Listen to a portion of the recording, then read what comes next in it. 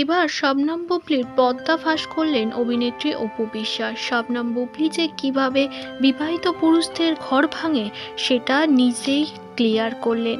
জানিয়েছে তাপসের স্ত্রী অপু বিশ্বাসকে তার মনের দুঃখের কথা এবং তাকে একটি ভিডিও পাঠিয়েছিল, যে ভিডিও দেখে নিজেই লজ্জায় পড়ে গেছে অপু বিশ্বাস।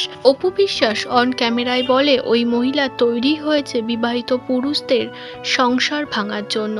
সাকিবকে ভোলা ভালা পেয়ে আমার সংসারটা ভেঙে গিয়েছে। আমি আর থাকবো না অপু, আমি এই সংসার বিলং করতে চাই না, আমি এই সংসারে একেবারেই থাকতে চাই না। আমি তখন ওনাকে কি বলেছি জানেন? আমি ওনাকে বলেছি, ভাবি আপনি আমাকে অপু ডেকেছেন না এবং আমাকে আদর করেছেন না।